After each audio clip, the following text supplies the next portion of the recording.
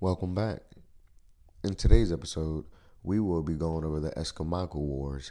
But before we get into that, I would just like to give a special shout out again to anyone from the Low Country, as this episode is going to go deeper into some of the things that were going on in this region in the 1500s prior to the British colonization.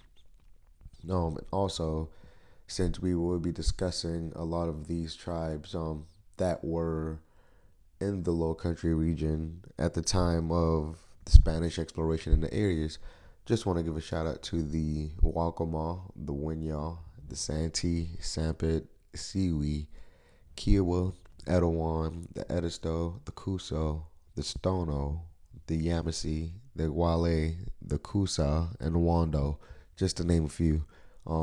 Definitely several more, but in future videos we will get to those.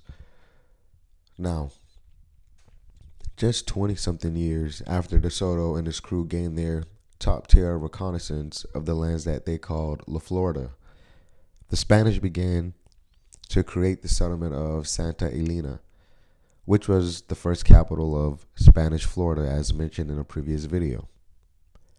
This location was strategically chosen for its prime location, which was ideal for not only trading, but defense and being able to go back and forth to Cuba quickly.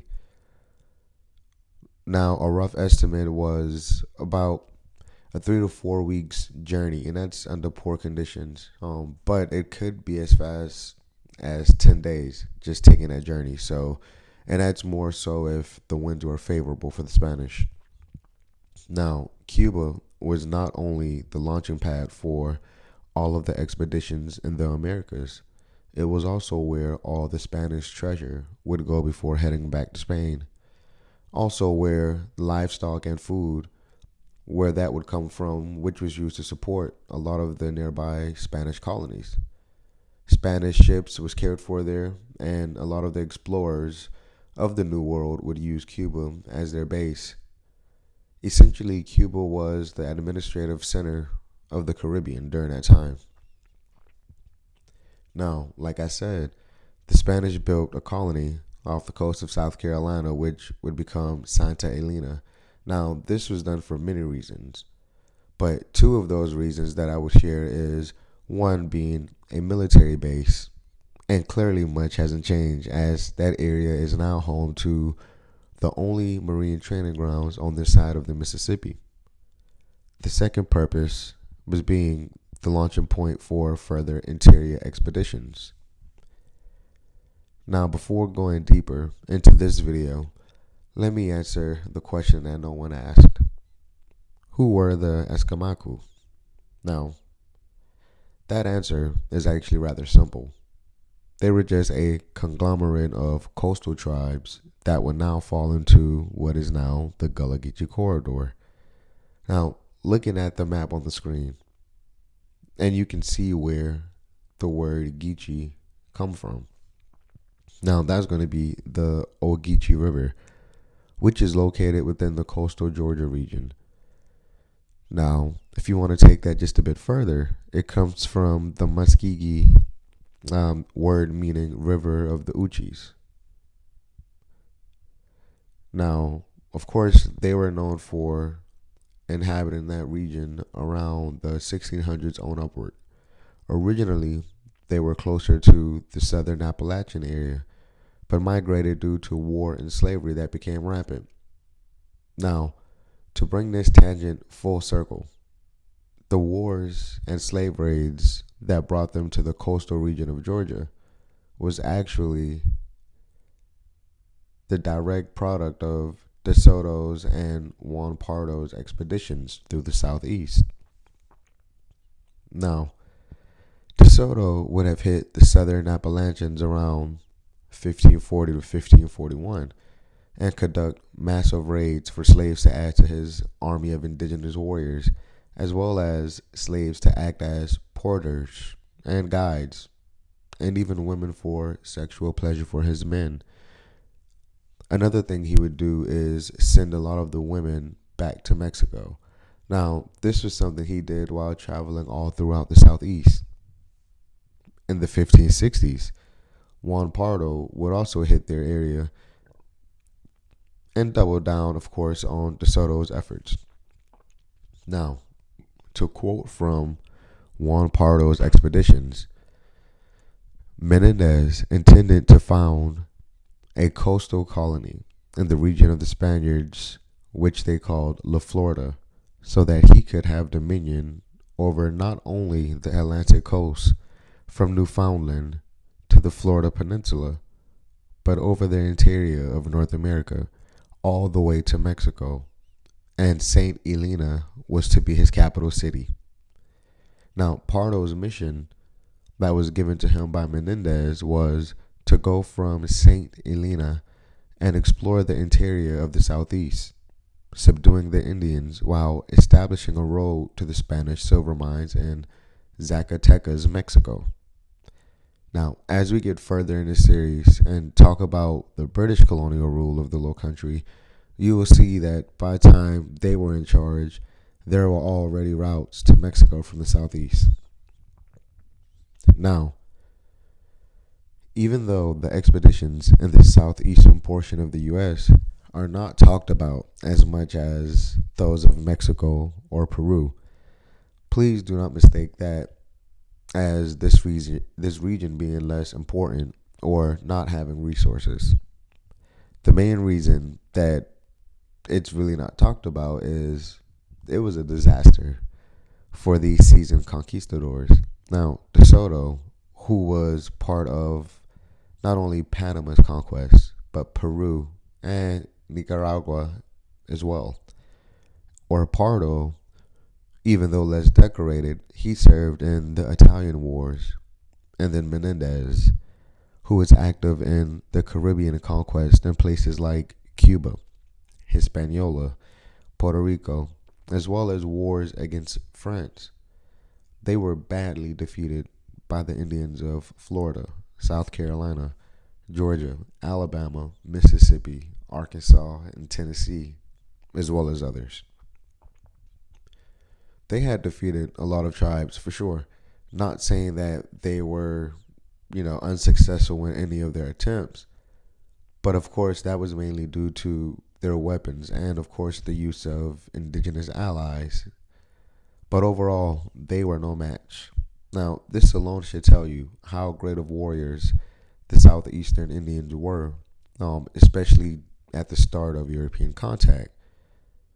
And of course, the indigenous could not replenish their men as fast as the Europeans could, who kept sending waves of people over. Now, imagine playing Call of Duty Modern Warfare 3, and you're on survival mode, and you're now on wave 25. Every wave after that is going to weaken you to the point to you will lose. Slowly but surely, you will lose. Now, all things being equal, the Spanish who conquered the mighty Aztecs and the Inca and others essentially had to abandon their mission to conquer the southeast. Now, after a century of wars with other mighty European powers, the region would soon fall to those such as the French and British, however, centuries later. Now, back to who made up the Escamacu. They were made up of the Orista, now known as the Edisto, which is actually now a popular destination for locals who want to relax. Along with the Edisto, you had the Etiwan, who are the original owners of the now beautiful Daniel Island, located in Charleston, which was actually a fishing spot and trading spot for them. They also inhabited the watershed areas of Goose Creek and Somerville. Other tribes that made up the Escamacu combatants were the Ashepoo, the Combahee or Combahee, the Wando, the Stono, who, yes, the famous Stono revolt get its names from. Now, later in this series, we'll actually touch back to that event and I'll try to clear up some misconceptions of that revolt. Now, you also had the Kiawah, who actually were not located on Kiawah Island as they are today at the start of initial contact, but they actually resided where present-day Charlestown Landing is located. And due to their encroachment and enslavement and violence, of course, they eventually moved to the present-day Kiawah Island, but that was by force, not choice.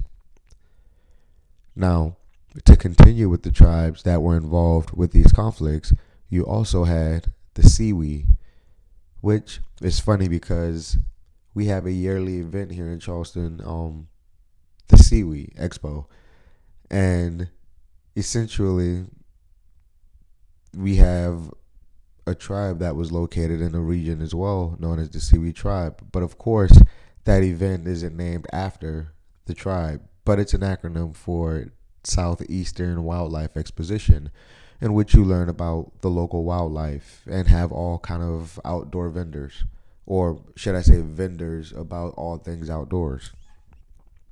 Now, the Sewee tribe itself would inhabit the area near Bulls Bay, near McClellanville, the landing spot of Hurricane Hugo back in 1989, if any of you guys are locals who are listening. And also near Cape Romaine, which was a vital area to the early colonists, as well as the Siouan speaking groups who inhabited. Now, getting back to additional tribes who were a part of these conflicts, you had the Winyah, who were also victims of Alien raids that was mentioned in a previous video. Now, of course, this tribe is going to be one of my favorites, and that is being biased, as the area that I grew up in was basically their territory.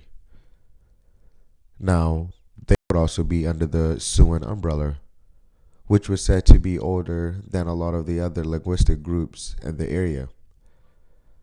Now, other Siouan-speaking groups besides the Winyah, of course, you had the Sewee, the Wakama, the Santee, the Sampit, the PD, and again, all of these tribes participated in the Escamacu conflicts. Now, you also had the Kusabo linguistic groups, and although they were in the region during the time of the Spanish coming to the area, it's actually said that they had cultural and ancestral ties to the Arawaks. And a lot of this actually came by way of the Spanish, who have been in the Caribbean by this time at least 50 years. And they were stated saying that they noticed similarities between the indigenous of the Caribbean and the indigenous of the coastal groups along the southeastern coast. Now, along with that were parallels in language and the way they organized their village. Now, let's get into the conflicts, which was the results of their actions in the region. Pedro Menendez, who would enter into the Edisto and Guale territory. Now, the Edisto was a coastal tribe who got sucked into the catch-all term Kusabo, which was actually done by the Europeans to distinguish any Indian living on the Carolina coast.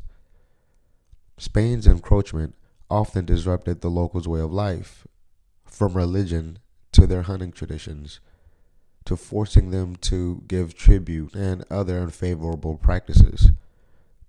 Now, this, of course, would make violence inevitable. No different than with the Little John Revolt. Now, when you come into someone else's home and then try to tell them what they can and can't do, it normally doesn't end well. Now, many of the Europeans, as you would see throughout this series, they were unfair in a lot of their trade deals. And, of course, they would take advantage of a lot of the Indians, which would lead to retaliation. And to be quite frank, the Spanish loved when the indigenous retaliated, because now they could justify the complete takeover and enslavement. Now, like I said, this would lead to what we now know as the Escamacu Wars. And of course, other coastal tribes such as the Guale, the Ashepoo, the Combahee, and the Edisto, which those last three is where the Ace Basin gets its name from. And for those of you who are not familiar, that is a very important area, especially the land itself, just the ecosystem in the region. Now, the Kusa and the Yamasee and other tribes that they allied with also took some part in this. However, this is going to be one of the several instances of winning the battle, but ultimately losing the war. The tribes were able to defeat the Spanish and caused them to abandon their fort at St. Elena or Santa Elena. And their efforts to colonize South Carolina was basically just abandoned as well at that time due to the coastal tribes who were very fierce. But now this came at the cost of the locals because they took major losses on their end as well. One of the biggest issues would be the constant attacks that Spain would inflict on them by means of their indigenous Florida allies, who would conduct slave raids on behalf of the Spanish, as well as inform the Spanish about any newsworthy things, such as other Europeans trying to encroach on their land. So this, like I said, would supply them with slaves from their former enemies, while also causing many of the local tribes around the region to move further inland to avoid capture or death, which would open up land for the British to take by 1670, in which that was the year Charleston was founded. And this is also why, as you get further into the colonial history, you start seeing a lot of these tribes that seem very similar to a lot of the ones during the Spanish occupation period. And a lot of times they are the same people. It's just that to avoid being captured or to avoid conflict, they would move inland. So keep that in mind as we get further in this series. Now, the constant threats of Spain after those wars would force the survivors to welcome the British as a form of protection, which came at an even steeper price. Unfortunately for the Indians of South Carolina, Georgia, and Florida, the European powers were masters of proxy wars, and every conflict that happened would result in the death and enslavement of many Indians, which over time would weaken their tribes, allowing subjugation to become easier in the near future. Then, although the local tribes prevented the Spanish from building permanent settlements in their territory, their descendants will look to the Spanish as a means of escaping the evils of the British in the following centuries. Now, in later videos, we will get to the colonization of these lands by the British and how they forced the Cusabo leaders to give up their lands to the Earl of Shaftesbury, aka Mr. Anthony Ashley Cooper, which, if you're from the area, you will realize that that is actually where West Ashley, the Cooper River, Ashley Hall, and Ashley Avenue got their names from. This act would make the founding of Charleston possible, as major lands were now claimed and much more was in the process of being taken. But before going into detail about it, however, I will keep my word and go more in detail about the era of the Mississippian world. At the time before it was fractured, in which new confederations were created, and also before the migrations that happened, and I'm talking prior to European contact, migrations all over, including groups related to the Maya and other indigenous groups that many scholars neglect to mention when speaking on the southeastern regions, as if the names of these people somehow doesn't live through the land itself. Now, you will see that these areas were basically all woven together, not only through family connections, but trade connections and cultural ties. part of this is also understanding the difference between chiefdoms and empires, because understanding that will put a lot of things into different perspectives. For instance, chiefdoms were basically just hereditary through a chiefly family, versus an empire, which was more of a democracy, a type of government that had complex laws in place. And as where chiefdoms, they ruled people through kinship and tradition. Empires, on the other hand, would rule territories through institutions, law, and military power. Now, when you look at areas such as the Southeast and then you compare it to the areas in the Mesoamerican sphere, both were mainly chiefdom in their type of government.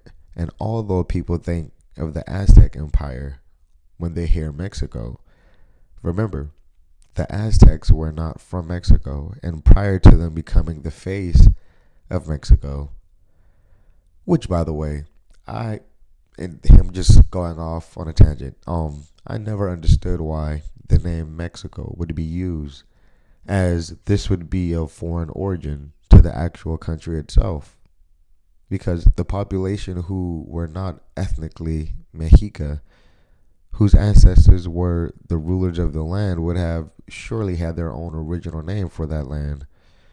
However, back on topic, prior to the Aztecs, most of the other groups in that region had chiefdom societies, especially those like the Maya and groups of northern Mexico. They had a cosmic balance and was very ritualistic and a spiritual people who had a strong relationship with nature.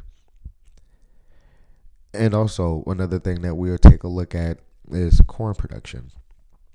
Now, think about this. There had to be a major connection between the different areas of the Americas, because by the time of Spanish contact, corn was all throughout the Southeast. And if corn is said to originate in Mesoamerica, now think, if by the time the Spanish went to the Southeast and the Indians had deities and sacred celebrations all centered around corn, they had motifs about corn, and their diet consisted of corn to the point that a lot of their traditional dishes contained corn, lots of corn dishes. So that lets you know that they didn't just got introduced to it, and that type of deep connection would take a long time to form. So from several migrations and connections through ethnic mixing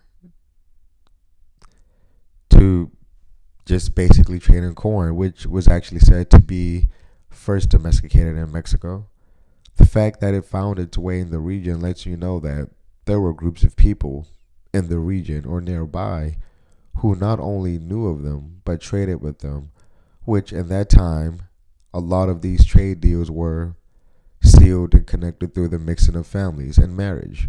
But that's another topic. But as always, if you enjoy these episodes, please like, share, and subscribe. And as we go through this, I'm going to start making a lot of connections, bridging a gap between a lot of these videos, because of course they are, spanning through several centuries. So just keep in mind that in this series, my main goal is to show that nothing was accidental, and all of these different colonizations that were going on, essentially, it was all part of a larger plan, which would ultimately basically get us to where we are today. But again, you guys have a great one.